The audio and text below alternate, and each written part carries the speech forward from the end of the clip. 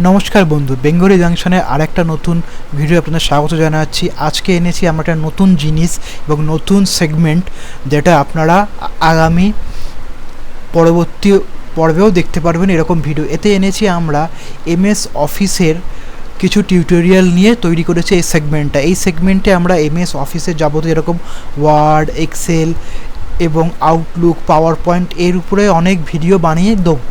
কারণ আপনারা জানেন মাধ্যমিক হয়ে গেছে এবং মাধ্যমিক শেষ হলে বেশিরভাগ বাচ্চারা চায় আমরা যে কোনো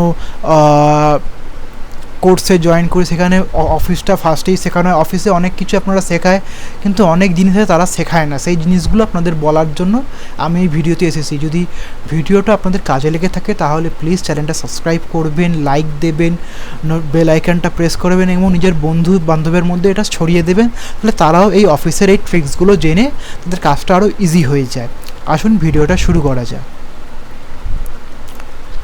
আমার এতে রয়েছে অফিস 2007। আমি 2007-এর উপরে কিছু ভিডিও বানাবো, পরে আমি অফিস 2010-এর উপরেও বানাবো। আজকে প্রথম শুরুটা 2007 থেকেই করছি, কারণ এখনও অবধি বেশিরভাগ ঘরে টোটাল ঘর বলুন, দোকানে বলুন, অফিস 2007ই চলছে। চলুন আজকের ভিডিওতে আমরা দেখব আমরা কিভাবে কোনো ছবির ব্যাকগ্রাউন্ড ইজিলি অফিস 2007 ওয়ার্ড 2007-এ ক্লিন করতে পারবো এবং সেটাকে আলাদাভাবে একটা লুক দেবো। আসুন ভিডিওটা শুরু করা যাক। ফার্স্টে আমরা যাব ইনসার্টে গিয়ে পিকচারের উপরে ক্লিক করে এখানে আমার পাথ যেখানে আছে, আমার পাথ রয়েছে ডাউনলোডে, এই ছবিটা আমি নেব। দেখুন ছবিটা ইনসার্ট হয়ে গেল। ইনসার্ট হবে, দেখতে পাচ্ছেন এই ছবির পিছনে একটা ব্যাকগ্রাউন্ড রয়েছে। এই ব্যাকগ্রাউন্ডটাকে আমরা পুরোপুরি চেঞ্জ করতে চাই। চেঞ্জ করে দিয়ে আমি এটাকে আবার নতুন কালার ফেলবো। আসুন সেটা কীভাবে করব দেখেন।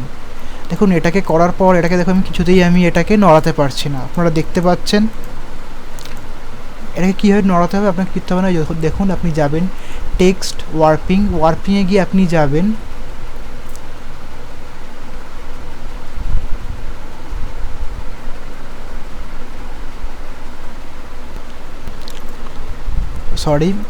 টেক্সট ওয়ার্পিংয়ে যাবেন। ওয়ার্পিংয়ে গিয়ে আপনি ইন ফ্রন্ট টু টেক্সট, এটা আপনি যখনই ক্লিক করে দেবেন, দেখুন এবার আপনি এটাকে খুব ইজিলি যেখানে খুশি সরাতে পারছেন।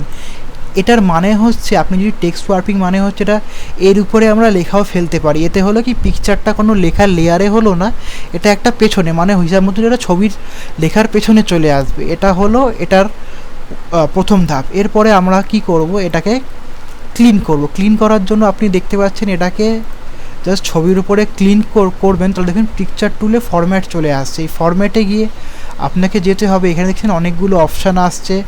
এখান থেকে আপনি ব্রাইটনেস বাড়ানো, ব্রাইটনেস কমানো করতে পারেন। এটা আমার এখন দরকার নেই। আমি যাব রিকালার।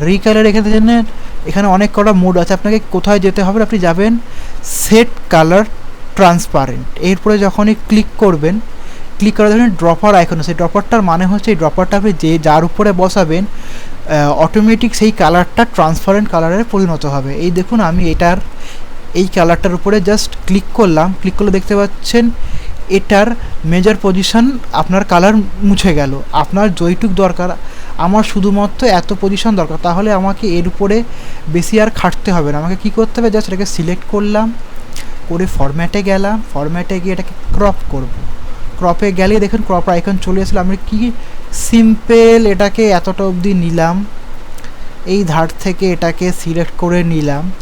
করার পর নিচ থেকে আমার এই অংশটা দরকার নেই, আমি এতটা অংশ এটাকে কেটে দিয়ে এতটা নিয়ে আসলাম। এবার ছেড়ে দিন। দেখতে পাচ্ছেন এটা পুরোপুরি রেডি হয়ে গেল, একটা পুরো ক্লিয়ার ইমেজ। আপনাকে কী করে এর পিছনে কালার ফেলতে হবে সেটাও আমি দেখিয়ে দিচ্ছি। আপনি যাবেন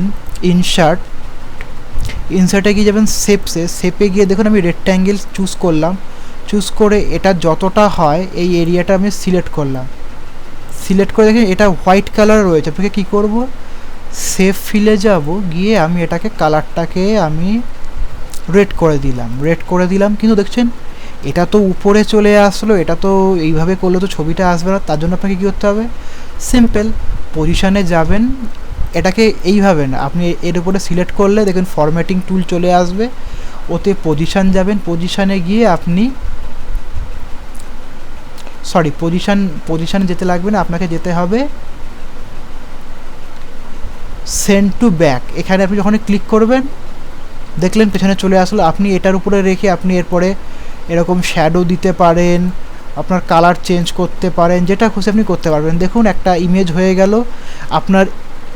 এটাকে আপনি ইজিলি দুটোকে আপনি সিলেক্ট করে আপনি এটাকে এর সাইজ বাড়ানো কমানো করতে পারবেন। এরকম ছোট ছোট জিনিস এইগুলো সাধারণত এই ওয়ার্ডের এই কাজগুলো আপনাদের কোনো প্রজেক্ট ফাইল বা অফিস প্রেজেন্টেশনে লাগে। এর জন্য আপনাকে খুব বেশি খাটনি করে ফটোশপে গিয়ে ক্লিন করে কাজ করতে হবে না, এইভাবে আপনারা কাজটা করতে পারবেন। আশা করছি ছোট সামান্য ভিডিওটা আপনাদের কাজে লেগে থাকবে। কাজে লেগে থাকলে প্লিজ চ্যানেলটা সাবস্ক্রাইব করবেন এবং আমাকে জানান আমার ভিডিও কন্টেন্টগুলো আপনার কেমন লাগছে। এই বলে আজকের মতন ভিডিওটা শেষ করে দিচ্ছি আমি।